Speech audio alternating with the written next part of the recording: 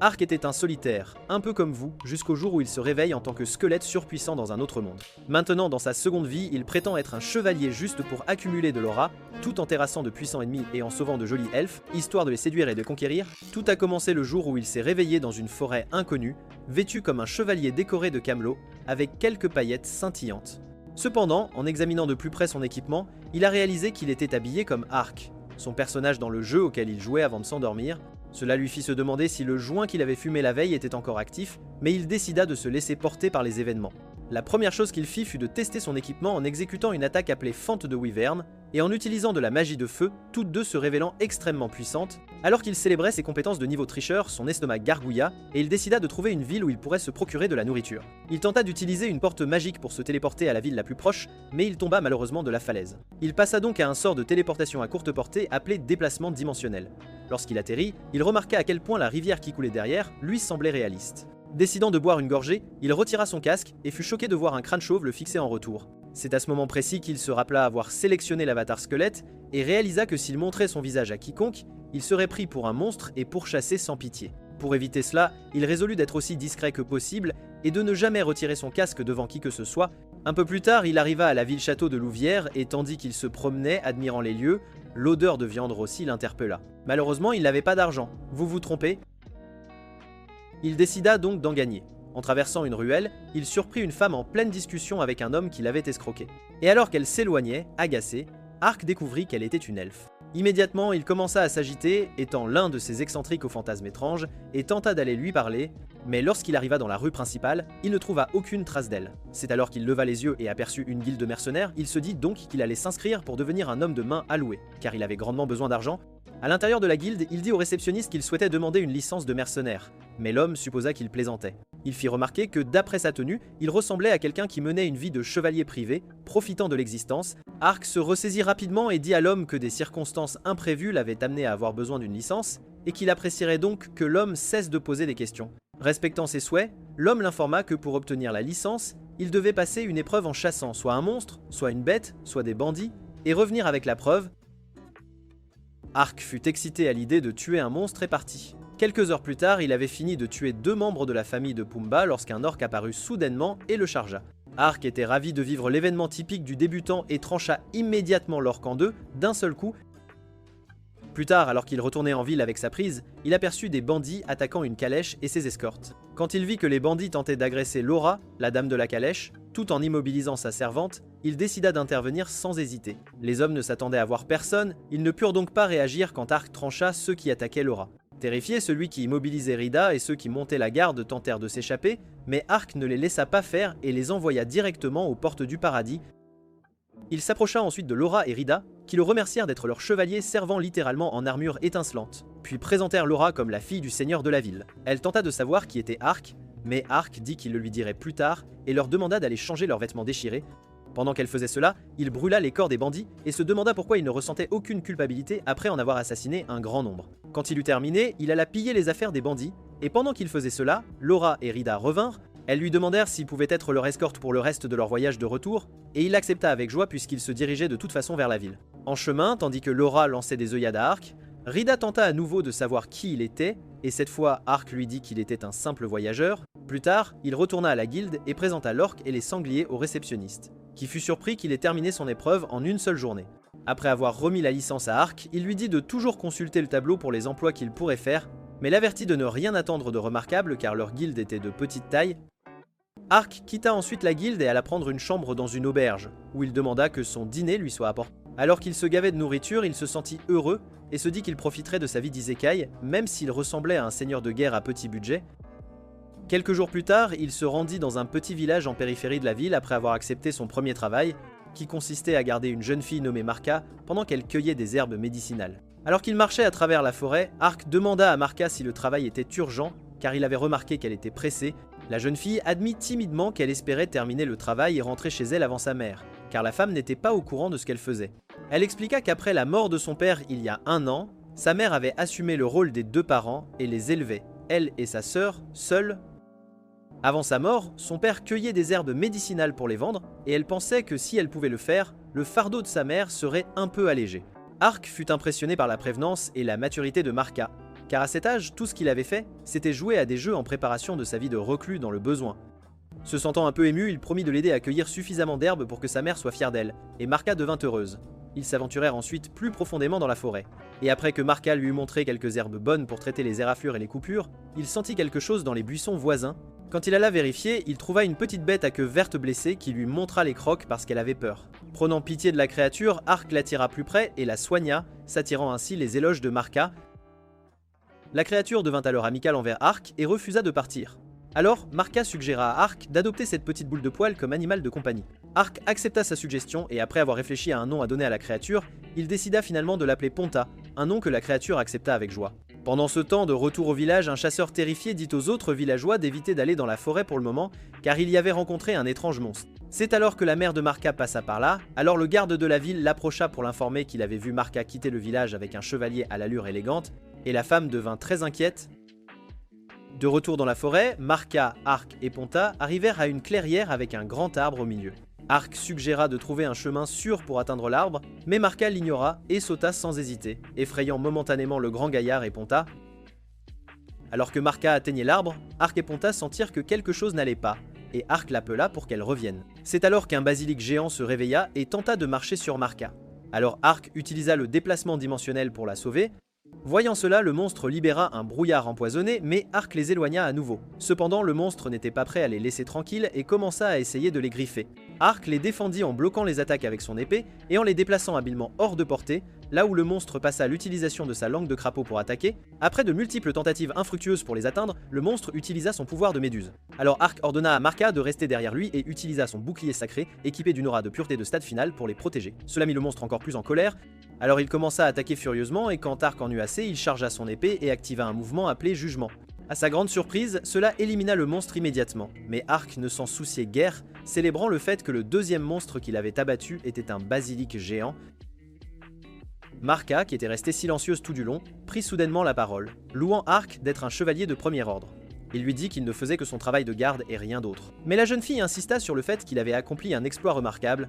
Elle lui dit que les villageois lui organiseraient une célébration une fois qu'ils auraient appris ce qu'il avait fait, et des sonnettes d'alarme retentirent immédiatement dans la tête d'Ark. Il la supplia de ne raconter à personne ce qu'elle avait vu, et Marca accepta, même si elle pensait qu'il devrait être reconnu par le livre Guinness des records. Ark se tourna alors pour regarder le monstre et fut surpris de voir qu'il avait un anneau autour d'une de ses chevilles. Quand il s'approcha pour mieux le voir, l'anneau se désintégra soudainement, le laissant perplexe. C'est alors qu'ils aperçurent une autre de ses bêtes, alors Ark déclara qu'il l'abattrait et l'offrirait aux villageois.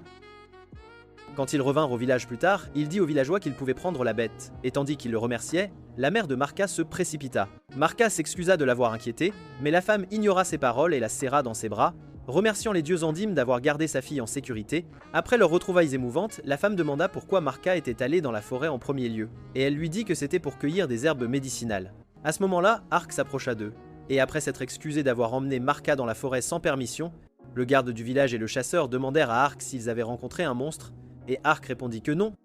Plus tard dans la soirée, Ark fit ses adieux à Marca et à sa famille, et sa sœur lui offrit une couronne de fleurs comme cadeau de départ. Avant qu'il ne quitte le village, Marca demanda si elle le reverrait un jour, et Ark lui promit que oui, elle le reverrait. Cette nuit-là, dans une autre partie de la forêt, un second basilic trouva la mort aux mains d'un groupe de soldats, même s'ils subirent de lourdes pertes pour l'abattre. Pendant qu'ils nettoyaient les conséquences de la bataille, l'un des soldats fit son rapport à leur commandant et l'emmena voir le basilic qu'Ark avait tué. L'homme fut surpris de voir qu'il avait été abattu d'un seul coup et dit que seul un dieu ou un démon pouvait accomplir un tel exploit. Au même moment, Ark était dans sa chambre, disant à Ponta que même s'il voulait rester discret, il aimerait tenter une quête plus difficile et exigeante. Quelques jours plus tard, Ark accepta un travail pour maîtriser des bandits qui résidaient dans une grotte, et après s'être occupé d'eux, il trouva leur cachette de pièces d'or. Avant de pouvoir se servir du butin, il remarqua 2 cages dans un coin.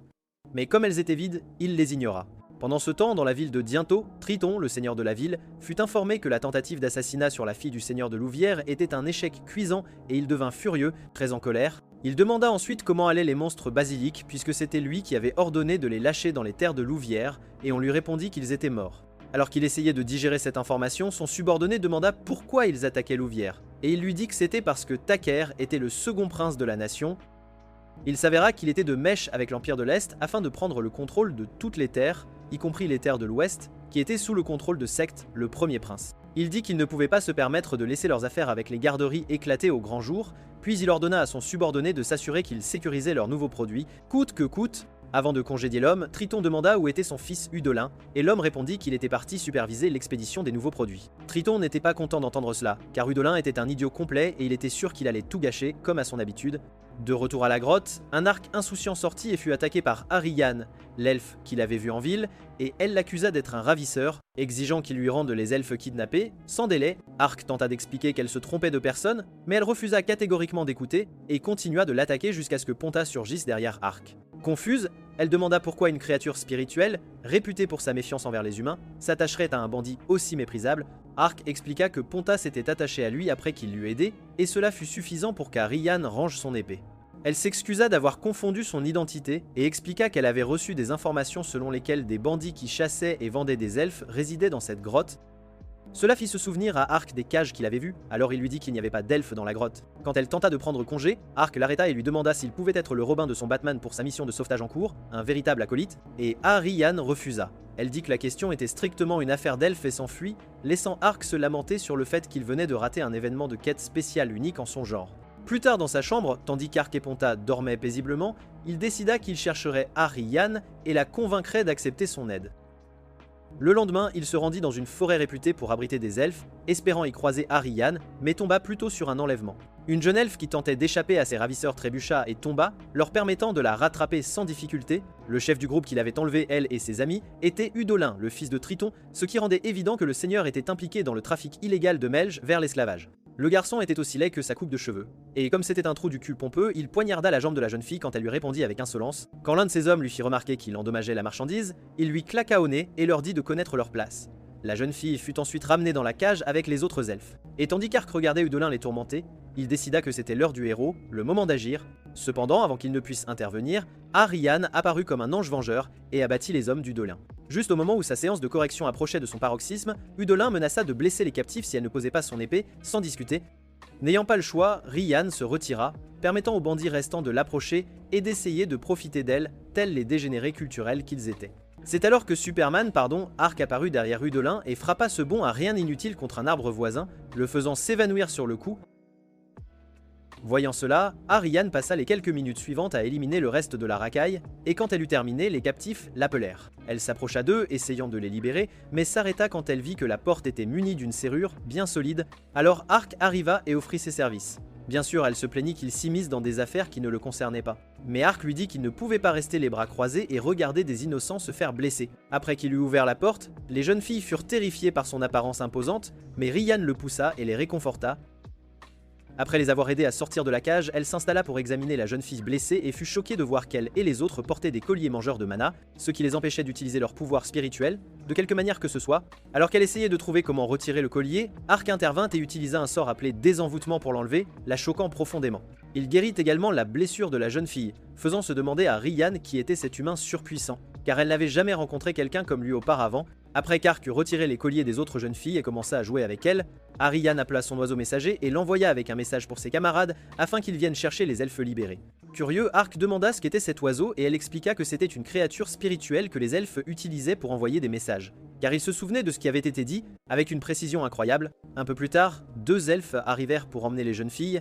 Alors Arc leur fit ses adieux et promit de venir en courant si elles avaient de nouveaux besoins de son aide. Après le départ des jeunes filles, Ariane interrogea Arc, lui demandant qui il était, et il lui dit qu'il était Arc, un type sans importance voyageant avec son Pokémon, tout simplement. Rian accepta sa réponse et juste au moment où elle se présenta enfin à lui, l'oiseau messager revint avec un message d'un elfe nommé Dankup. Après le départ de l'oiseau, Rian dit à Arc qu'elle voulait louer ses services pour sauver les elfes qui avaient été emmenés à Dianto sans plus attendre. Arc demanda si ses camarades seraient d'accord avec sa décision d'engager un humain, et Ariane lui dit de ne pas s'en inquiéter car il avait prouvé qu'il était digne de confiance, alors il accepta et lui serra la main pour sceller l'accord, de manière formelle.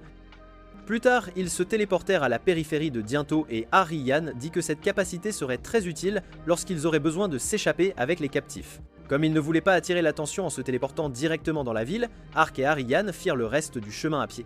Quand ils arrivèrent, ils rencontrèrent Danka dans une ruelle, et l'elfe Mug même demanda qui était Arc. Rian expliqua qu'il était l'homme de main engagé qui les aiderait dans leur mission de sauvetage, mais Danka ne lui faisait pas confiance et fixa Arc du regard, le mettant très mal à l'aise.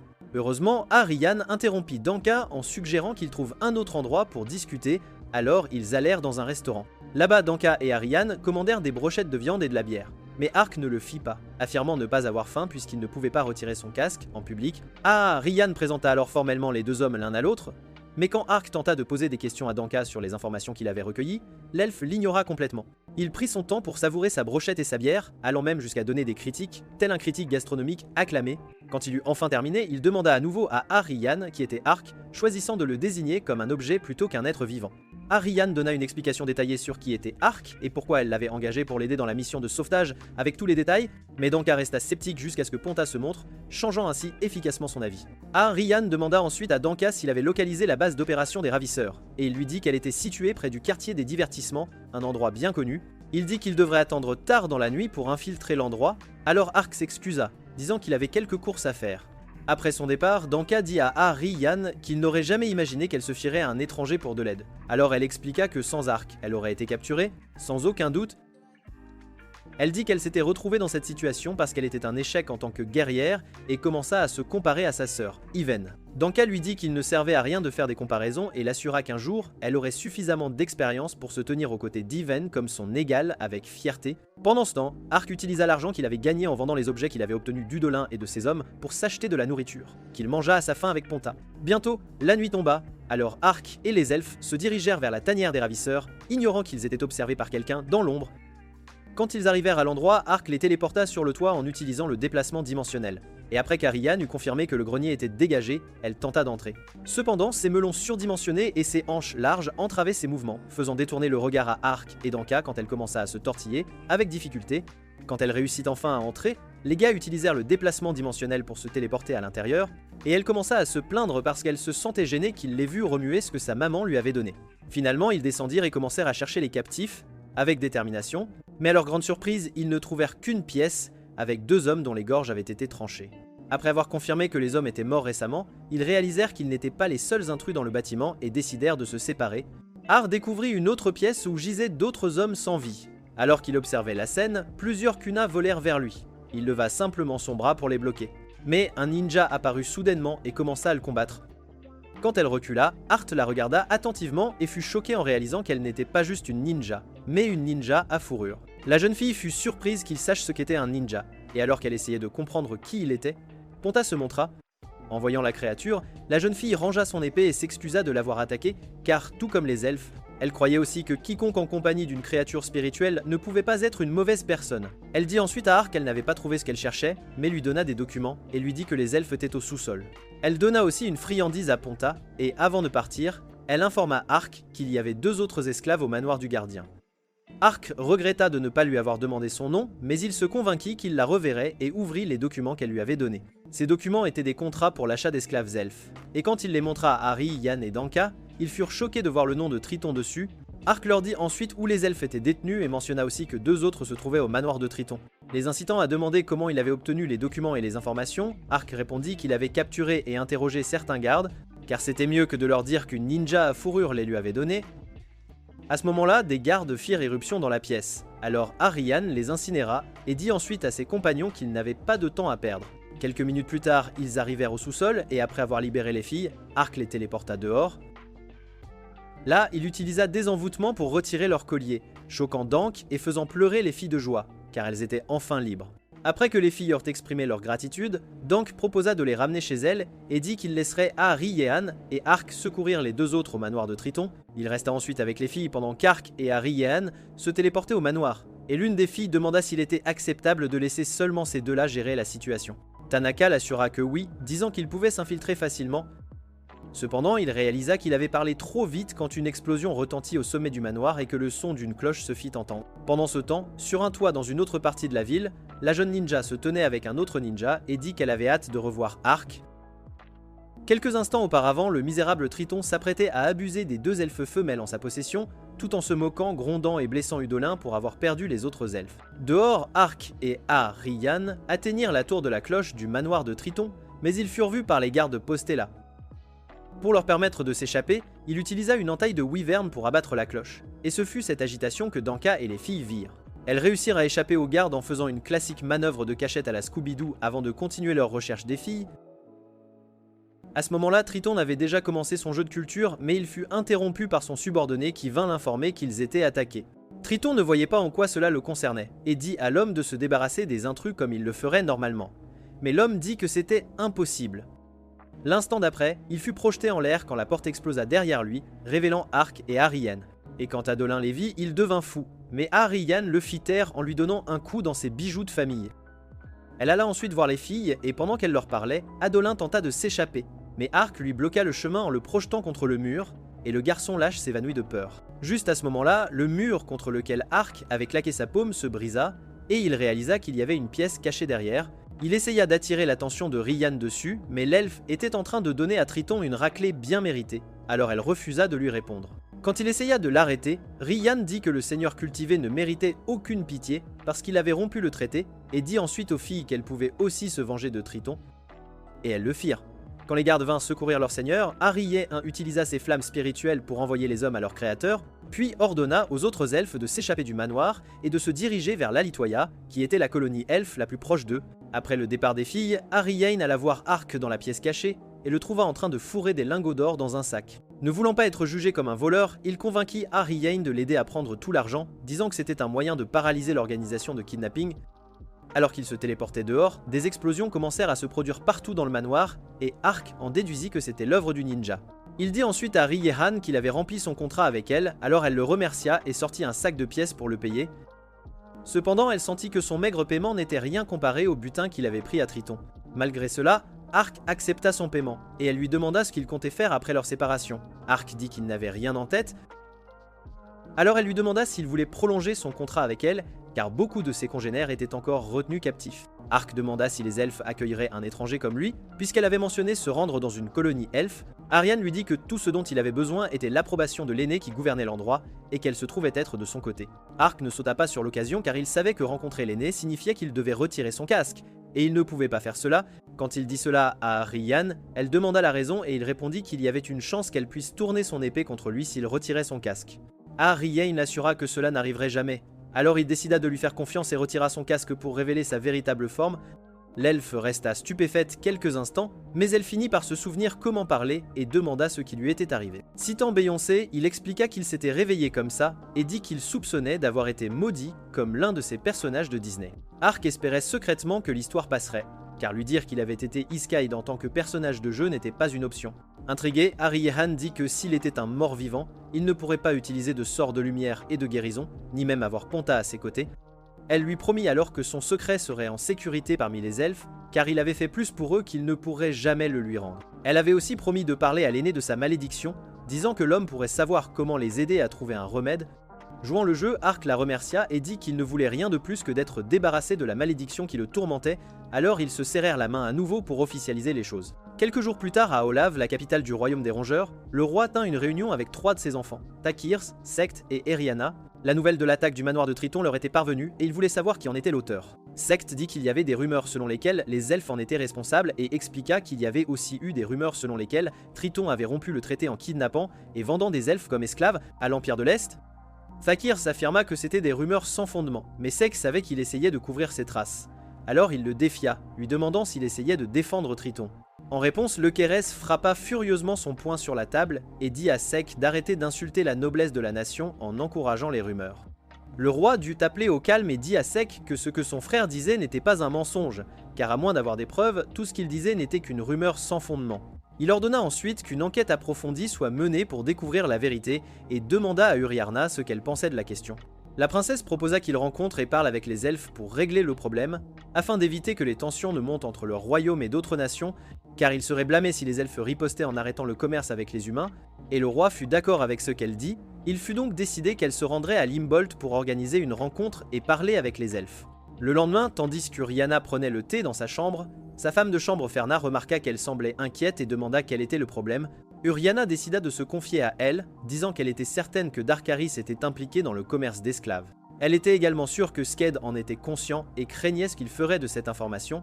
Furna fit remarquer que si Sect dénonçait, Thakir serait évincé, ne laissant qu'elle et Sect en lice pour le trône. Uriana réprimanda Furna pour avoir parlé si négligemment et dit qu'il devait seulement se concentrer sur la mission diplomatique à Limbold. Furna mentionna qu'Urijarna pourrait enfin revoir sa sœur Siriarna, qui avait épousé un membre de la famille Limbold. Quelques jours plus tard, Ark et Ariane arrivèrent à la colonie elfe de la Latoya, et elle lui demanda d'attendre pendant qu'elle allait obtenir la permission de l'aîné pour le laisser entrer. Elle passa toute la journée à parler à l'homme, mais quand elle revint, Ark était toujours aussi enthousiaste qu'à leur arrivée. En entrant, il s'émerveilla devant les maisons jusqu'à ce qu'ils arrivent à la maison de l'aîné, qui était située dans le grand arbre au centre du village. L'aîné Dylan et son épouse Kalénis accueillirent Ark dans leur village et le remercièrent d'avoir aidé leur fille. Ark accepta leur accueil et était en train de se présenter à eux quand il réalisa soudainement qu'ils étaient les parents d'Arian. Il trouva fascinant qu'ils aient l'air si jeunes malgré leurs plus de 200 ans et se demanda qui était leur fournisseur de Botox. Dylan lui dit qu'il avait entendu parler d'Arié et de la façon dont il avait aidé à secourir leurs congénères et le remercia au nom de tous les elfes. Cependant, il dit qu'il était choqué d'apprendre l'attaque du manoir de Triton, incitant Ariane à tenter de défendre ses actions. Dylan ne voulut pas écouter. Alors Ark prit la parole, lui demandant de lui permettre d'expliquer ce qui s'était passé. Alors ils entrèrent. Un peu plus tard, Ark conclut son explication et Dylan dit qu'il raconterait tout aux aînés le lendemain, alors Ariane proposa de l'accompagner. Juste à ce moment-là, Glennis entra et servit le dîner, mais Ark resta assis à fixer son assiette, refusant de retirer son casque jusqu'à ce qu'Ariane lui dise que c'était bon de l'enlever, car elle leur avait parlé de sa condition. Le lendemain, au moment où Mark se réveilla, Ariane et Dylan étaient déjà partis pour la cité elfe de Maple afin de parler aux aînés. Ils y arrivèrent en utilisant un cercle de transport et allèrent directement à la réunion générale où ils firent un rapport détaillé sur l'enquête des enlèvements. Pendant ce temps, de retour à la Latoya, Glennis fit visiter le village à Ark, et les villageois murmurèrent leur crainte d'avoir un humain parmi eux. Les seuls qui n'avaient pas peur de lui étaient 2 des filles qu'il avait sauvées d'Adolin. Celle qui avait été blessée était impatiente de lui montrer qu'elle allait parfaitement bien à nouveau, et Ark lui dit qu'il en était ravi. Après que les filles lui eurent fait leurs adieux, il se tourna pour s'excuser auprès de Glennis de l'avoir fait attendre, mais la femme ne s'en soucia pas et lui demanda s'il aimerait s'entraîner contre elle. De retour à Maple, Dylan et Ariane terminèrent de présenter leur rapport, ainsi que les contrats qu'Ark avait obtenus du ninja, et les aînés étaient mécontents. Cependant, le chef des aînés dit qu'il souhaitait éviter une guerre. Il déclara donc que les opérations de sauvetage continueraient et qu'il garderait un œil attentif sur le royaume de Rodin. De retour à la Latoya, Ark se sentait réticent à s'entraîner avec Glenny alors qu'il se tenait en face d'elle dans un champ ouvert. La femme l'assura qu'il n'avait pas à se sentir ainsi, car elle savait manier une épée et était celle qui avait entraîné Ariane. Quand elle chargea sur lui, il ne put réagir à temps pour se défendre et finit sur le dos. Glenny lui fit remarquer son erreur et demanda ensuite qu'il fasse un autre round. Alors Ark résolut de faire mieux, cependant il se fit encore battre à plate couture maintes et maintes fois. Pendant ce temps, la réunion des aînés était terminée, et alors qu'Ariane et Dylan commençaient à marcher vers l'arbre de transport, Ariane s'excusa pour l'incident au manoir de Triton. Dylan lui dit que c'était bien, car elle l'avait fait pour sauver leurs congénères, et lui demanda d'attendre avec impatience de retrouver les elfes manquants restants. Il commenta ensuite leur tardive, disant qu'il avait espéré qu'ils auraient assez de temps pour voir sa sœur. Ariane demanda s'il avait des affaires à discuter avec Ivzen et Dylan révéla qu'elle allait se marier l'année suivante, choquant Riehan. Ivzen arriva en courant de nulle part et la plaqua au sol comme un secondeur professionnel.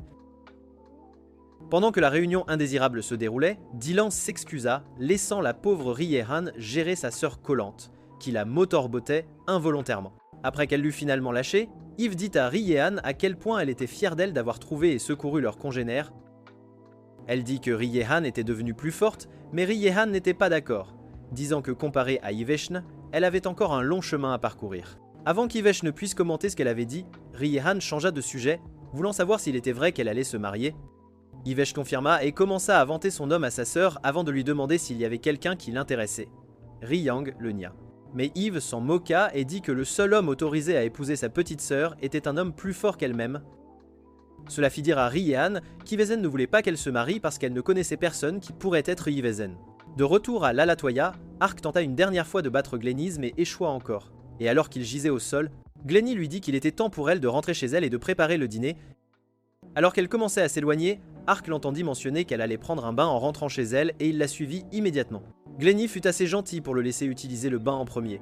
Et pendant qu'il en profitait avec Ponton, ils n'entendirent pas Ariane entrer et enlever ses vêtements. Quand Rion entra dans la zone de bain et vit le squelette flotter dans l'eau, elle paniqua et l'illumina comme un feu d'artifice. Plus tard, alors que le duo embarrassé était assis à table, Dylan revint et les informa qu'en plus de leur mission, ils enquêteraient sur tous les noms figurant sur le contrat. Il s'adressa ensuite à Ark et lui dit qu'au lieu d'argent, il lui fournirait des informations qui pourraient le mener à briser sa malédiction. Selon ce qu'il avait entendu, il y avait une source qui pouvait briser n'importe quelle malédiction, mais le seul problème était qu'elle était située près d'une couronne de seigneur. Quand on lui demanda ce qu'était une couronne de seigneur, Dylan expliqua que c'était un type rare de grand arbre qui poussait là où les seigneurs dragons établissaient leur demeure. Ryan ajouta que si une personne souhaitait entrer dans ce domaine et survivre, elle avait besoin d'un elfe pour l'aider à obtenir la permission du seigneur dragon. Après avoir entendu cela, Ark réalisa à quel point son mensonge avait dégénéré en quelque chose d'énorme. Mais comme il n'avait pas le choix, il continua à suivre le courant. Il remercia Dylan pour l'information et lui dit qu'il ferait de son mieux pour aider Orien. Plus tard cette nuit-là, alors qu'il était couché, Art pensa à sa soi-disant malédiction et décida d'utiliser désenvoûtement sur lui-même pour voir si cela fonctionnerait. Étonnamment, cela fonctionna. Et il paniqua en réalisant que son petit mensonge était en fait vrai. Cependant, sa main redevint osseuse en quelques secondes, et peu importe combien de fois il essaya, elle ne resta jamais normale. Le matin, lui et Riehan partirent pour tout faire afin de trouver les individus listés sur le contrat de trafic, mais son esprit n'était pas en paix. Le fait qu'il ait confirmé que son histoire inventée était canon le choquait toujours, et il ne pouvait s'empêcher de se demander comment cela était arrivé. Rieux remarqua qu'il était distrait, mais quand elle demanda quel était le problème, il lui dit qu'il n'y en avait pas. Bientôt, ils sortirent de la forêt et tombèrent sur une rivière où de grandes libellules commencèrent à chasser Ark, le faisant courir dans la direction opposée. Cette nuit-là, il était assis dans une taverne avec Ayehan, qui exprima sa surprise du fait qu'il avait peur des insectes, avant de dérouler une carte pour lui montrer l'itinéraire qu'il prendrait pour la capitale. Il y avait une route qui contournait la forêt, mais Ayehan pensa qu'il valait mieux qu'il traverse la forêt à la place. Juste à ce moment-là, une serveuse s'approcha de leur table et, ayant entendu ce que Ryan avait dit, elle les déconseilla, expliquant qu'une meute de loups hantés avait récemment commencé à opérer là et attaquer les gens. Après que la femme se fut éloignée, Ark remarqua que l'expression d'Arian était partagée, car elle voulait se dépêcher et sauver son peuple, alors il dit que c'était bon s'il traversait la forêt. Le lendemain matin, alors que Rhianna et Ferna partaient précipitamment pour Limbold, elles ignoraient qu'une personne encapuchonnée les observait. Au même moment, Ark et Ariane se frayaient un chemin à travers la forêt, et Ariane dit à Ark qu'elle espérait obtenir les queues des loups hantés, car les voiles tissés à partir d'elles étaient des cadeaux idéaux pour les futurs mariés. L'instant d'après, Ponta devint alerte, attirant leur attention sur les loups hantés qui approchaient, alors Ark et Oreyen prirent des positions défensives. Le premier loup a attaqué le Fit par derrière, mais Ark le sentit et le coupa en deux, seulement pour découvrir que c'était une illusion. Il s'avéra que les loups hantés étaient très versés dans l'art du jutsu de clonage. Ils créaient donc toujours de multiples illusions d'eux-mêmes pour confondre leur proie pendant la chasse. Ark et Ariyin firent de leur mieux pour combattre les loups, mais il n'y avait pas de fin à eux grâce aux illusions. Alors Ark fixa son regard sur l'alpha. Utilisant le déplacement dimensionnel, Ark se téléporta derrière l'alpha, mais le loup sentit quand il était sur le point de frapper et sauta hors de son chemin. Cela attira l'attention d'Ark sur ses pattes arrière qui avaient le même anneau que le basilic. Alors quand le loup atterrit derrière lui et tenta d'attaquer, il le frappa avec un sort de feu puis utilisa son épée pour couper l'anneau. Immédiatement, le loup retrouva ses sens, alors il rappela sa meute. Et après qu'ils se furent enfuis, Aryang rejoignit Ark, remarquant l'anneau avant qu'il ne disparaisse. Ark expliqua qu'il l'avait vu sur le basilic géant qu'il avait combattu par le passé, ce qui lui faisait croire que quelqu'un les contrôlait. Comme il n'avait aucun moyen de le savoir, ils choisirent d'ignorer la situation, et Ariyan supplia Ark d'attendre pendant qu'elle récupérait les queues des loups morts. À ce moment-là, la calèche d'Urijan était en route pour Limbald. Mais la princesse craignait que quelque chose ne tourne mal, et alors qu'elle partageait cette peur avec Ferna, elles furent attaquées. De retour dans la forêt, Ark était assis près d'un arbre en attendant qu'Arijan termine sa tâche. Mais Ponta s'enfuit soudainement, le poussant à la poursuivre. De retour sur la route, l'agitation à l'extérieur de la calèche diminua, alors Ferna sortit un couteau et ouvrit la porte pour vérifier. Une silhouette encapuchonnée se tenait là, alors elle supplia la princesse de s'enfuir tandis qu'elle se jeta sur lui et fut abattue en un instant. Choquée, la princesse sauta après sa femme de chambre et fut également poignardée. Et alors qu'elle gisait morte à côté de Furna, son collier fut pris comme preuve de son décès. L'instant d'après, une Ponta en colère s'en prit au visage du garde, qui avait trahi Uriana, et quand il tenta de lui faire du mal, Ark lui saisit le bras. Après l'avoir jeté de côté, il se pencha pour vérifier la princesse et sa servante, et constata qu'elles étaient mortes. À ce moment précis, les assassins commencèrent à l'attaquer. Mais comme son armure était conçue comme un char de guerre, Ark ne le remarqua même pas, trop occupé à se demander s'il devait les ressusciter ou non. Avant qu'il ne puisse se décider, les loups apparurent et attaquèrent les assassins pour lui. Alors Ark dégaina son épée et se joignit au combat. Quelques minutes plus tard, bien que certains hommes aient réussi à s'échapper, la plupart d'entre eux, les hommes, gisaient morts sur le sol. Le loup alpha hurla alors, ordonnant à sa meute de partir, laissant Ark gérer les choses seul. Il souleva Yuriarna et utilisa la magie de régénération sur elle, espérant que trop de temps ne s'était pas écoulé depuis sa mort, afin qu'elle se réveille. Heureusement, cela fonctionna. Il passa donc à Furna, puis aux gardes. Mais malheureusement, tous ne purent être ressuscités. Uriarna reprit partiellement conscience pendant qu'il faisait cela, et la princesse le prit pour un ange avant de s'évanouir à nouveau. Elle fut plus tard réveillée par Furna, qui confirma qu'elle n'avait pas halluciné, et qu'elles avaient vraiment été envoyées dans l'au-delà pendant quelques minutes. Cependant, la princesse crut que leur survie était un miracle accordé par Dieu. Alors, elle rassembla ses hommes et leur fit une version légèrement plus agréable du discours d'Erwin. Tandis qu'ils commençaient les préparatifs pour continuer leur voyage vers Limbold, Ark les observait de loin.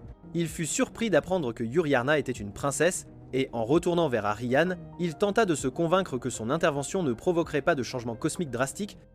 Riehan était prête à partir. Une fois qu'il l'eut rejointe, ils continuèrent leur chemin vers Olive. En arrivant dans la ville, ils tombèrent sur des gars qui se chamaillaient un peu avec une fille. Ark tenta d'intervenir, mais Ariane l'arrêta et lui fit remarquer que la fille n'avait pas besoin de son aide, car elle avait battu les 3 gars en moins d'1 minute. Tandis qu'Ark fixait la fille avec admiration, elle tourna son attention vers lui et il commença à paniquer, car il n'était pas habitué à ce que les filles le regardent ainsi.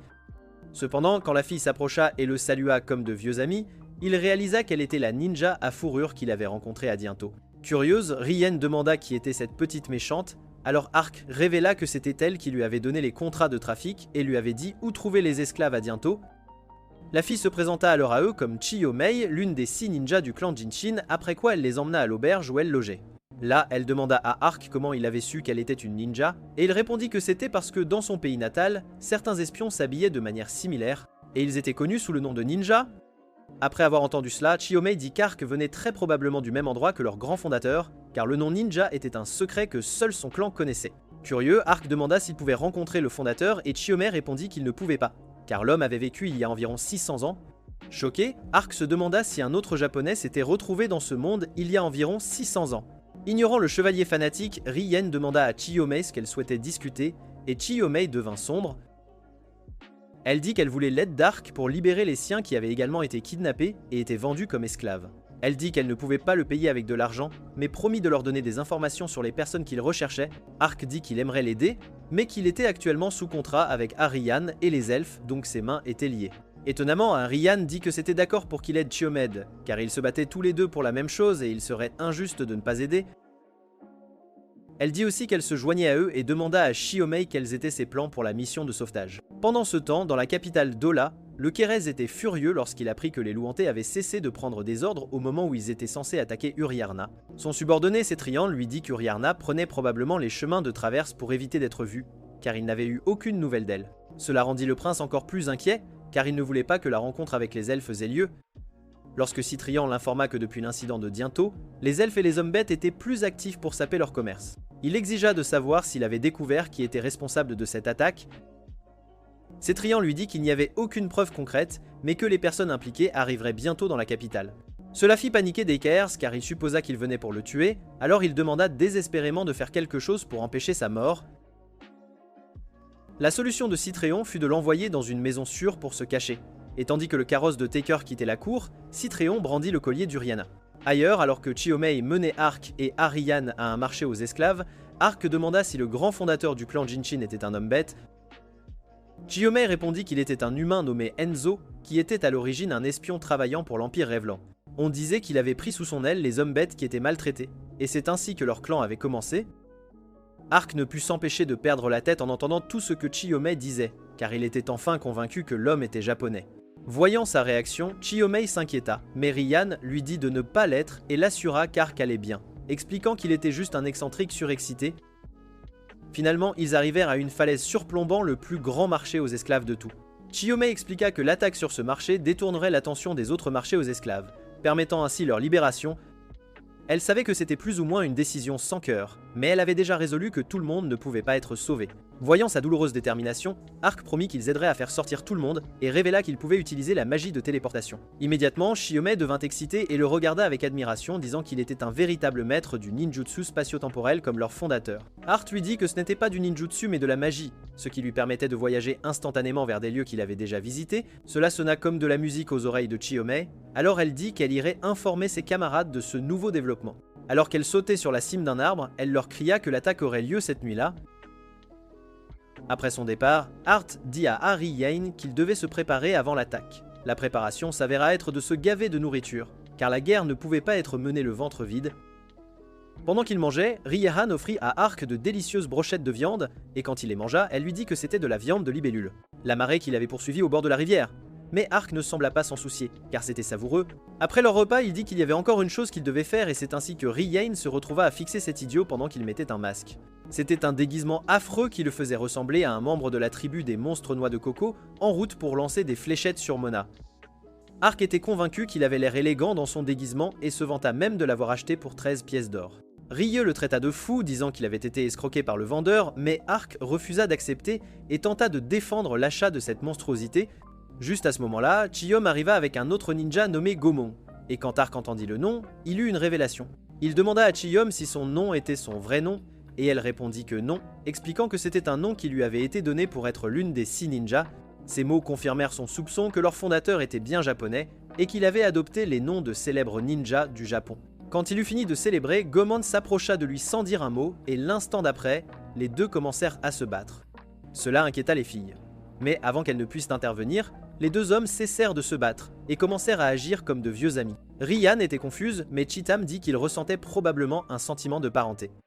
Un peu plus tard, les cloches de minuit sonnèrent et le groupe se mit en mouvement pour commencer sa mission. Ark et Jimin furent chargés de forcer les portes principales et d'attirer tous les gardes vers eux, afin que les filles de Ponta puissent s'infiltrer par l'arrière. Quand les gardes virent les gars approcher, ils leur crièrent de s'arrêter, mais leurs paroles tombèrent dans l'oreille d'un sourd. Goman frappa ses paumes l'une contre l'autre, et l'instant d'après, le sol sous ses pieds se brisa, et les pierres s'arrangèrent sur son épaule pour former des pointes. Le duo chargea alors à travers les portes comme des taureaux enragés, et tandis qu'ils repoussaient les gardes, Gomon utilisa le haki d'armement. Les gardes furent stupéfaits de voir que leurs épées et leurs lances ne pouvaient pas le blesser, mais Ark leur dit de ne pas l'oublier, et commença à les attaquer avec de gros projectiles de roche. Il commença alors à ricaner comme un fou, alors Joman en profita pour déclencher un jutsu appelé frappe de lance de roche qui fit surgir des pointes du sol.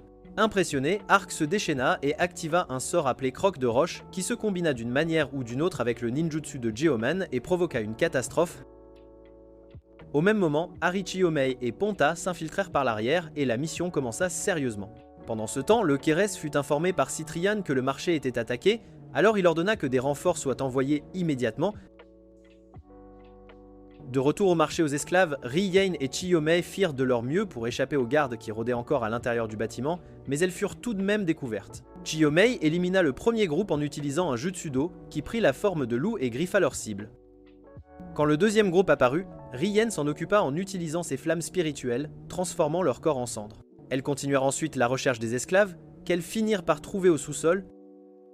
Chiyomei retira son masque et s'adressa aux gens, disant qu'elle était du clan Jinshin et qu'elle était venue les sauver. Après avoir déverrouillé la première cellule, elle leur demanda de se disperser et de déverrouiller les autres cellules afin qu'ils puissent tous partir immédiatement. Elle demanda également à ceux qui pouvaient se battre de prendre une arme et d'aider Harry Yang, qui était en service de défense. De retour à l'extérieur, Ark et Jimin émergèrent indemnes des décombres, et tandis qu'Ark contemplait la destruction qu'ils avaient causée, les filles les trouvèrent. Elles dirent que le premier groupe d'esclaves avait été libéré et attendait actuellement le transport dans un hall. Rian dit que les autres étaient toujours enfermés dans les bâtiments à l'arrière, ils devaient donc agir rapidement car des renforts étaient en route. Jimin se porta alors volontaire pour rester en arrière et occuper les renforts afin qu'ils puissent libérer les esclaves sans interférence. Ark ne voulait pas le laisser seul, mais Jimin lui fit un pouce levé rassurant, alors il respecta les souhaits de l'homme. En un rien de temps, lui et les filles localisèrent le sous-sol et commencèrent à y libérer les esclaves. Cependant, Chiyom se figea lorsqu'elle arriva à la dernière cellule, d'où émanait une odeur nauséabonde pour des raisons évidentes. Malgré cela, elle déverrouilla la porte et entra pour confirmer ses soupçons. Les esclaves libérés expliquèrent que puisque les malades et les blessés ne pouvaient pas être vendus, ils finissaient toujours là. Chiyomei resta juste à fixer le tas de corps sans bouger, mais elle s'excusa de ne pas être arrivée plus tôt. Riyen et Ark furent également bouleversés par la vue des corps, mais ils réussirent à réprimer leurs sentiments et dirent à Chiyomei qu'ils devaient partir. Dehors, Jimin affrontait les renforts, refusant de reculer même s'il était largement en infériorité numérique. Ark et les filles réussirent à téléporter tous les esclaves hors du complexe. Et une fois que Chiyomei eut confirmé que les autres marchés aux esclaves avaient été libérés, Ark retourna aider Jimin. Ensemble, les deux nouveaux meilleurs amis mirent les gardes en déroute et détruisirent ce qui restait du marché aux esclaves. Quand ils se téléportèrent là où tout le monde était, Chiyomei fut surprise de voir qu'Ark avait ramené les corps des morts avec lui. Les corps furent ensuite correctement disposés et Rian utilisa ses flammes pour les brûler, permettant aux âmes de finalement s'élever, et Chiyomei promit qu'elle deviendrait plus forte afin que personne d'autre ne souffre comme eux. Plus tard, à la planque, Dekers insista pour aller évaluer les dégâts causés au marché. Mais alors qu'il tentait de sortir en trombe, Satrian le poignarda. Après que son corps sans vie soit tombé, Sect entra dans la pièce et complimenta Satrian pour son bon travail. Il s'avéra qu'il savait depuis le début que les hommes bêtes avaient infiltré la capitale mais n'avaient pas informé Dakers de leur plan car ils voulaient utiliser l'agitation pour éliminer les princes. Le problème avec Uriarna servit également son but car ils avaient son collier et Sect dit à Satrian d'annoncer que Dakers était responsable de sa mort. Il laissa ensuite tomber le collier à côté de son frère mort et dit qu'il avait payé le prix de son obéissance à l'Empire de l'Est. En s'éloignant, il se dit qu'il était désormais le seul héritier du trône du royaume de Rhodes. Pendant ce temps, dans la forêt, Chiomei et Jimin rejoignirent Ark et Arien après avoir envoyé les esclaves libérés sur leur chemin. Jimin ne perdit pas de temps à combattre Ark à nouveau, et une fois qu'ils eurent leur compte, ils commencèrent à rire et à s'embrasser. Tandis qu'elle les regardait, Rien dit à Chiomei qu'elle devait redoubler d'efforts, et Chiomei l'assura qu'elle était prête à le faire car elle voulait sauver beaucoup plus de gens. Plus tard dans la journée, les quatre firent une promenade en bateau autour de la ville et Chiomei remercia Ark et Rien à nouveau pour leur aide. Ark demanda ce qu'il comptait faire à partir de là et elle répondit qu'il se dirigerait vers le village caché de la feuille. Pardon, le village caché dans les montagnes. Elle dit ensuite qu'il était temps pour elle de les payer pour leur service et leur donna les informations qu'elle avait recueillies. Quelques jours plus tard, Uriana Final arriva à Limbold et se précipita dans les bras de sa sœur qui l'attendait, cherchant du réconfort. Suriana exprima sa joie de revoir sa sœur et dit qu'elle avait failli avoir une crise cardiaque en apprenant que Dekari l'avait assassinée. Surprise, Uriana demanda à Suriana d'expliquer en détail ce qu'elle entendait par cette déclaration. Après qu'elle soit rentrée, Suriana révéla qu'il y avait des problèmes à Olof et dit que Dekari s'était mort de la main de Cetrian parce que le général avait appris qu'il était derrière tout. Ferna et Uriana ne pouvaient pas croire ce qu'elle avait dit, mais Uriana soupçonnait qu'il y avait plus que cela. Elle se demanda comment il était possible que Dessir ait ordonné son assassinat. Alors Suriana lui dit qu'il avait le collier que leur mère avait donné à Uriana, le même qui avait été pris par les gens qui l'avaient attaqué dans la forêt. Malgré cette preuve solide, Uriarna n'était toujours pas convaincu que Dakers était celui qui avait eu l'idée de la faire attaquer. Alors quand Siriarna mentionna d'informer leur père qu'elle était toujours en vie, elle la supplia de ne pas le faire.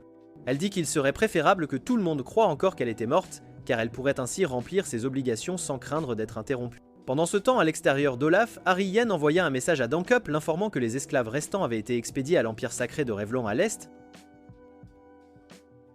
Quand Chiomei leur raconta cela l'autre jour, Ark remarqua qu'Arien devint visiblement troublée. Depuis, elle avait occasionnellement un air grave sur le visage. Et même s'il se demandait ce qu'il y avait dans cet empire qui la préoccupait tant, il choisit de ne pas poser de questions. Au même moment, Domitianus, l'empereur de l'Empire Revlon, fut informé que Daciras avait été tué par son frère. Curieux, il demanda des nouvelles d'Uriarna et on lui dit qu'elle était morte. Alors il dit que les choses s'étaient déroulées comme prévu. Le Baldi qui lui donnait toutes les informations expliqua que ce n'était pas les loups hantés sous le contrôle de Daciras qui avaient achevé la princesse. Il ne fallut pas longtemps à Dumitioneste pour déduire que c'était Zek qui avait envoyé les assaillants pour assassiner sa sœur et avait piégé de Kérès pour cela. Il dit que le prince était plus rusé qu'il ne l'avait supposé, mais il ne s'en souciait pas car il mettait déjà la touche finale pour ruiner le royaume de Rhodes. Son plan impliquait un homme nommé Funba, qui à ce moment-là était dans le désert, observant des vers des sables attaquer des Wyverns. Quelques jours plus tard, Ark et Arian arrivèrent dans le désert. Mais Arian ne put envoyer de rapport d'avancement à Dankus car son oiseau messager était trop effrayé par les Wyverns qui pullulaient pour voler. Pour résoudre le problème, Ark activa un sort de foudre qui affecta non seulement les Wyverns mais aussi Orien, l'oiseau et Ponta. Après que le ciel se soit éclairci et que les Wyverns se soient dispersés, il retourna là où se trouvaient ses amis et fut surpris de les trouver tous ébouriffés. Tandis que l'idiot tentait de trouver comment les aider, il ne remarqua pas qu'ils étaient observés par un elfe portant des lunettes. Plus tard dans la soirée, ils se rendirent dans une taverne de la ville la plus proche. Et tandis qu'ils examinaient la carte, Arian révéla qu'elle se mettait en danger en allant dans l'Empire, car il n'était pas illégal de capturer des elfes dans l'Empire. Juste à ce moment-là, l'elfe à lunettes apparut à leur table et se présenta comme Karsi. Mais Arian lui couvrit rapidement la tête avec un vase et le réprimanda pour avoir exposé ses oreilles. Avant que Karsi ne puisse répondre, le barman l'interpella, lui demandant s'il voulait sa commande habituelle et d'autres clients commencèrent à saluer et à parler à Karsi comme s'ils étaient les meilleurs amis du monde, ce qui surprit Riyehan. Après qu'elle se soit calmée, Karsi révéla qu'il avait déménagé dans cette ville il y a 10 ans, ce qui incita Arian à lui demander s'il était fou. Karsi l'assura qu'il allait bien et dit qu'il n'y avait rien de mal à ce que les humains et les elfes coexistent. Cette déclaration ne fut pas bien accueillie par Arian, alors elle s'emporta et demanda s'il avait déjà oublié les choses que les humains avaient faites aux elfes. Karsi lui fit alors remarquer à quel point elle semblait hypocrite étant donné qu'elle voyageait avec un humain, alors elle se tut. Ark détourna ensuite la conversation en demandant à Karsi de quoi il voulait leur parler. Alors l'elfe commença à parler.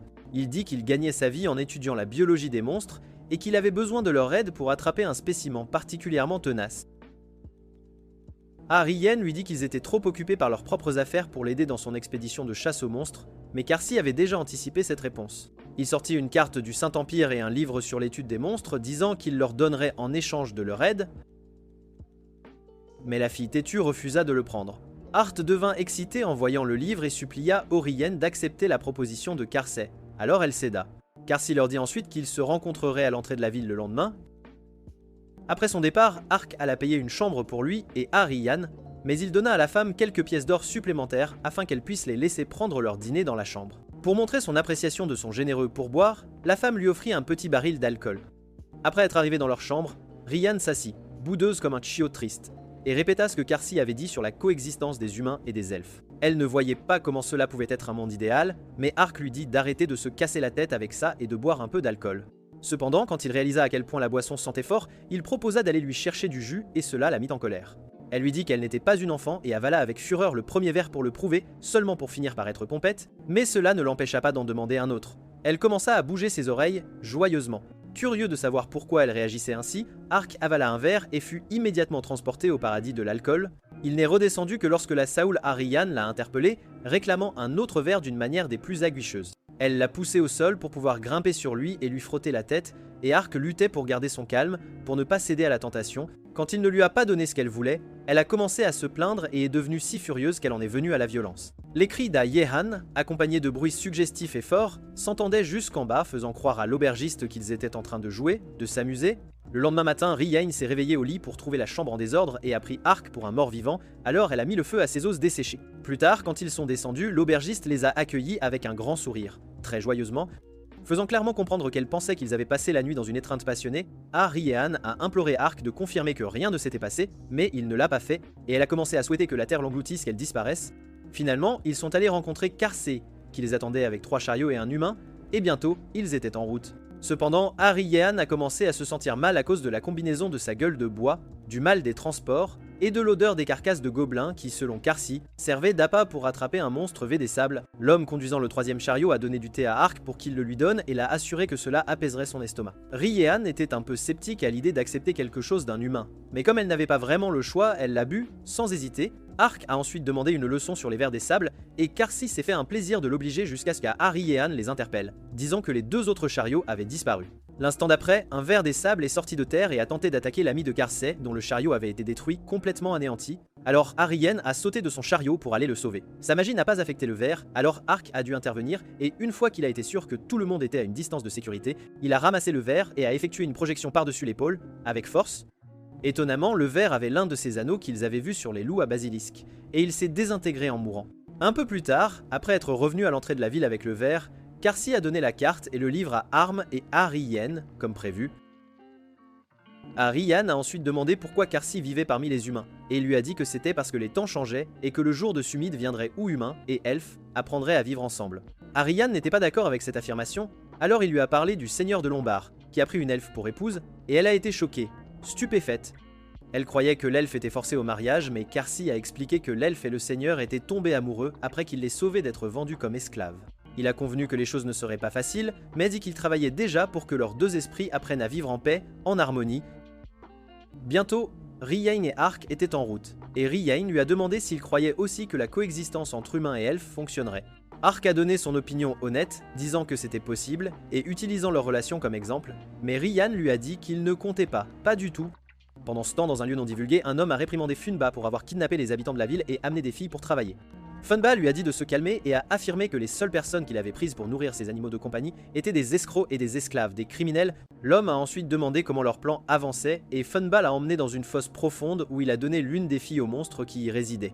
Quelques jours plus tard, Ark et Riyen sont arrivés dans une ville frontalière du Saint-Empire et se sont séparés pour enquêter. Ayant entendu dire que les esclaves y étaient amenés, ils ont chacun passé le reste de la journée à poser des questions aux habitants, et Ark a appris que des sons étranges étaient généralement entendus provenant d'une forteresse à l'est. De plus, des monstres sont apparus récemment autour des frontières et beaucoup de gens avaient disparu sans laisser de traces. Rien de tout cela n'avait quoi que ce soit à voir avec les elfes. Alors il a décidé d'aller retrouver Riyen à leur lieu de rendez-vous convenu. En chemin, il a rencontré une femme qui était harcelée par 3 hommes, alors il est intervenu, sans hésiter. Et après les avoir battus, la femme s'est précipitée dans ses bras pour le remercier. Pendant qu'il la réconfortait, Ryan est arrivée. Et quand elle a vu la femme, elle est devenue jalouse mais a réussi à garder son calme en demandant qui était cette femme, et Ark a expliqué qu'il l'avait sauvée de quelques voyous, de malfrats. Ryan l'a cru, mais comme elle n'aimait pas la façon dont la femme s'accrochait encore à lui, elle s'est approchée et lui a dit de déguerpir de la manière la plus menaçante possible. Après que la femme terrifiée se soit enfuie, Ryan n'a pas dit un mot à Ark, pas le moindre, et alors qu'ils marchaient ensemble, le gars ignorant n'arrêtait pas de jacasser jusqu'à ce qu'elle lui dise de se taire. Plus tard, les 3 gars qu'Ark avait battus se sont agenouillés devant Fumba, essayant d'expliquer pourquoi il n'avait pas réussi à apporter de dîner pour son monstre tigre, comme il l'avait demandé. Désintéressé par ce qu'ils avaient à dire, Fumba a ordonné au tigre de les prendre pour dîner, et s'est dirigé vers la fosse pour vérifier son animal de compagnie préféré. Dehors, Ariane et Ark se tenaient sur une falaise surplombant l'endroit, et elle a expliqué qu'il y a 4 mois, des elfes y avaient été amenés, de force. Compte tenu du délai, Ark lui a dit de se préparer au pire. Mais Ariane a dit qu'elle garderait l'esprit ouvert, car elle voulait croire que les esclaves étaient toujours là.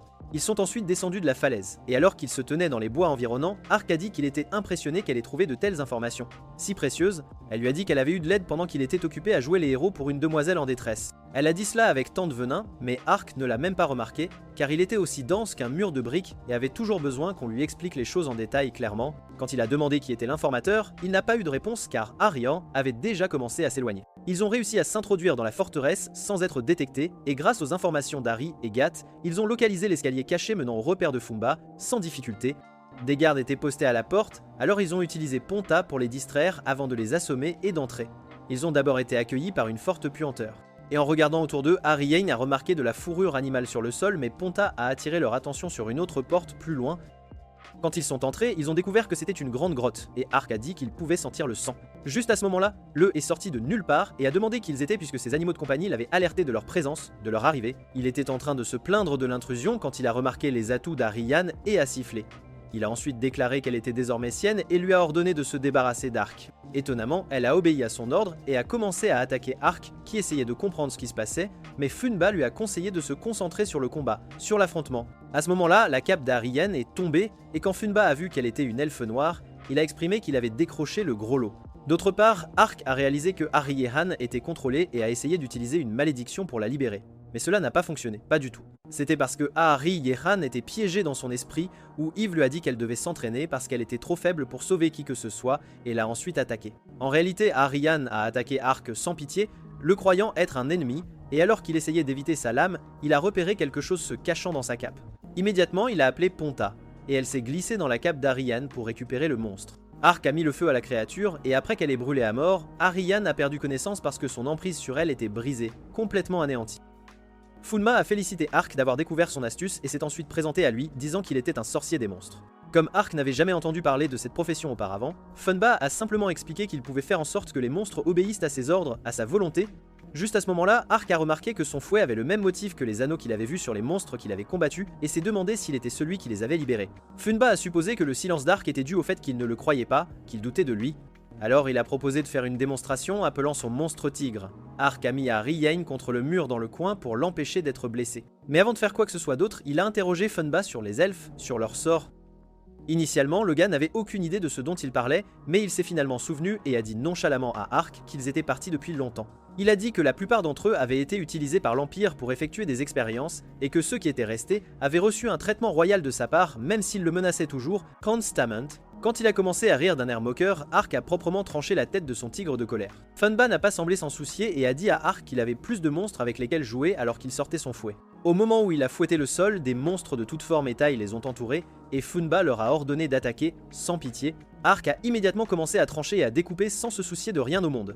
Et quand Funba a vu qu'il ne reculait pas, il a décidé de jouer sale. Il a envoyé un monstre après Ari-Ying. Mais Chiyomei est soudainement apparu et a utilisé un jutsu d'eau pour noyer le monstre, le neutraliser. Voyant cela, Bunbab a commencé à fouetter le sol, essayant d'invoquer plus de ces monstres, mais Chiyomei lui a dit de se calmer, d'arrêter. Elle a révélé que tous les monstres de cette zone avaient été pris en charge, et c'est là qu'il a réalisé qu'elle n'était pas venue seule, qu'elle avait des alliés. Quand il a commencé à se plaindre de la grande perte qu'il lui avait causée, Ark a demandé à Chiyomei comment elle savait où les trouver. Chiyomei a été surprise par sa question car elle avait supposé que Riane lui avait dit qu'il venait, puisqu'elle était celle qui avait donné les informations à l'elfe, les renseignements. Ark a dit qu'elle ne lui avait rien dit parce qu'elle était de mauvaise humeur, et Chiyomei est devenue confuse. Soudain, tout l'endroit a commencé à trembler. Et Funba a dit que son animal de compagnie était agacé parce qu'il ne l'avait pas nourri, pas encore. Il leur a ensuite dit qu'il réglerait leur querelle dehors s'ils survivaient au grondement et s'est éjecté de l'endroit avant qu'Ark ne puisse l'arrêter. Chiyomei a appelé Ark en disant qu'il devait partir, alors il a pris Harie et les a téléportés dehors, en sécurité. Là, ils ont vu un côté de la forteresse s'effondrer alors qu'une hydre en émergeait. Ark a remarqué que la créature avait ses anneaux sur sa poitrine, et Chiyomei a proposé une retraite, disant qu'ils avaient besoin de toute l'aide possible pour la combattre, pour la vaincre. Juste à ce moment-là, l'une des têtes les a remarqués et a déchaîné une explosion sur eux, ce qui a fait rire Funba aux éclats. Il était fier de lui car la créature était sa plus grande réussite après avoir été moqué par le passé par les membres de son clan, qu'il avait rejeté et l'avait qualifié de faible pathétique, d'incapable. Après tout, il ne cherchait qu'une force superficielle. Il avait obtenu une audience avec Domitianus, espérant prouver qu'il était meilleur que les membres de son clan, et Domitianus lui a dit de lui montrer comment son pouvoir bénéficierait à son empire, à sa grandeur. De retour au présent, Ark et les autres se sont téléportés sur une montagne rocheuse après avoir survécu à l'explosion grâce à son bouclier, et ils ont remarqué qu'Ariane manquait. Alors qu'ils commençaient à l'appeler, ils ont remarqué son aura se formant sur un rocher, et elle a dit à Ark qu'elle avait tout entendu de Funba, car elle n'était pas entièrement inconsciente, pas complètement. Elle a dit qu'elle voulait l'enterrer 6 pieds sous terre, et comme ils croyaient qu'ils étaient morts, ils pouvaient utiliser cela à leur avantage et mener une attaque furtive. Alors qu'elle commençait à s'éloigner, elle a remarqué qu'Ark ne la suivait pas et l'a interpellé, lui demandant pourquoi la raison. Il a dit qu'il irait s'occuper de l'hydre pour l'empêcher de ravager la ville. Et quand Chiyomei a essayé de l'en dissuader, Ariane lui a dit de le laisser faire car il était le seul à pouvoir s'en occuper, à la maîtriser. Alors que l'hydre continuait son chemin vers la ville, les gardes l'ont repéré et ont sonné l'alarme. Le capitaine a ensuite ordonné que les gens soient évacués et a dit à ses hommes de se préparer à défendre contre le monstre, à le repousser. Cependant, ils n'ont pas eu besoin de faire quoi que ce soit car Ark a attaqué l'hydre en utilisant la feinte du Wyvern. Sans surprise, elle était indemne. Alors il est passé aux attaques physiques, affaiblissant l'une des têtes en la frappant à la poitrine avec son bouclier, et en frappant ensuite une autre, avec force. Les têtes actives ont essayé de projeter Ark simultanément, alors il s'est échappé en utilisant le déplacement dimensionnel. Cependant, il a été capturé par la tête qui l'avait frappé. Et quand il a vu que les têtes préparaient une autre explosion, il a levé son bouclier pour se protéger, pour se défendre. Cela a entraîné des braises tombant à travers la forêt et même près de la ville pour achever le monstre. Il a utilisé le sort de jugement, mais toutes les têtes se sont régénérées en quelques secondes. Voyant cela, Ark a invoqué le démon infernal Ifrit et l'a lâché sur le monstre, sans retenue. Funba a été choqué par la vue du démon, alors il a essayé de contrôler l'hydre en utilisant ses pouvoirs, mais Ri l'a interrompu. Se tournant vers les filles, il a demandé ce qu'elle voulait et Rian a répondu qu'elle était venue pour l'escorter vers l'au-delà, vers sa fin. Il lui a dit de ne pas être arrogante car il était plus puissant qu'elle, mais Ariane a dit qu'il était faible, lui faisant se souvenir de ce que les membres de son clan et Domitianus lui avaient dit. Ah, Rian ne s'est pas arrêté là et lui a dit que ceux qui étaient vraiment puissants ne se vantaient pas et n'agissaient pas avec arrogance comme lui car il n'avait pas besoin de prouver quoi que ce soit. Absolument. Ces mots l'ont poussé au-delà de ses limites. Alors il a sorti son fouet et a fouetté le sol. À sa surprise, Ariane a abattu tous les diablotins qu'il avait invoqués, et quand il a tenté d'utiliser ses pouvoirs à nouveau, le kunai de Chiyomei lui a entaillé le dos, profondément. Il a alors été révélé que la source de ses pouvoirs était les marques maudites complexes sur son dos. Et puisque Chiyomei les avait endommagés, il ne pouvait plus contrôler les monstres. Cela a contrarié Funba, mais il s'est quand même vanté, disant que même s'il ne contrôlait plus l'hydre, elle détruirait quand même la ville, sans aucun doute.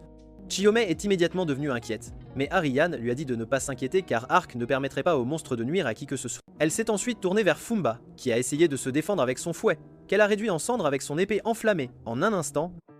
Réalisant qu'il était cuit, il a essayé de supplier.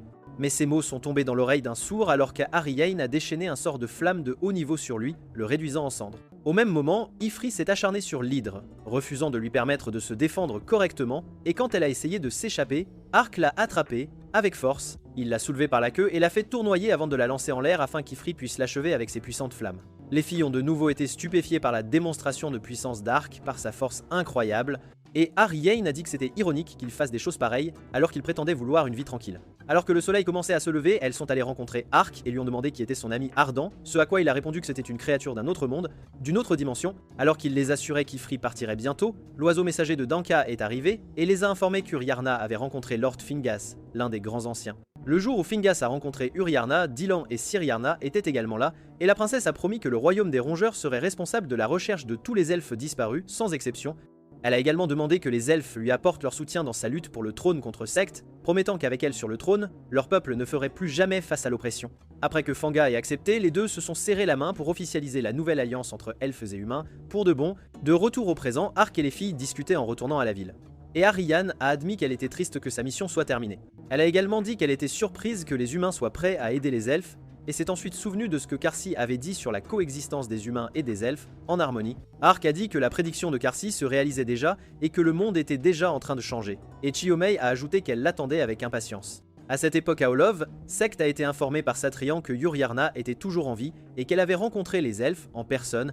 Il s'est demandé si l'un de ces hommes l'avait aidé dans son dos, mais a décidé que cela n'avait pas d'importance car les choses allaient toujours dans son sens. En parlant d'Yuriarna, elle était dans une pièce, se demandant si elle avait eu une seconde chance dans la vie, parce qu'elle avait quelque chose de grand à accomplir, d'important.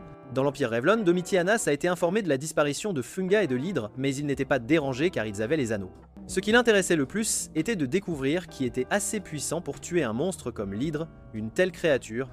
De retour dans la forêt, Ark a dit qu'il avait hâte de profiter d'une vie tranquille, ce qui a fait que les filles l'ont regardé d'un air entendu car elles savaient que c'était impossible. L'instant d'après, il a enlevé son casque et Chiomei a paniqué, mais Riain a expliqué qu'il était ainsi seulement à cause d'une malédiction, d'un sort. Elle a ensuite rappelé à Ark qu'il devait aller à la source enchantée pour briser la malédiction, et il est devenu excité en pensant qu'il était sur le point de partir pour une autre aventure. Pensez-vous que la malédiction serait levée ou qu'aller dans la source ramènerait Ark dans son monde réel, son univers d'origine? Si vous avez apprécié la vidéo d'aujourd'hui, faites-le nous savoir en commentant davantage. De plus, n'oubliez pas de regarder cette prochaine vidéo qui vous plaira sûrement.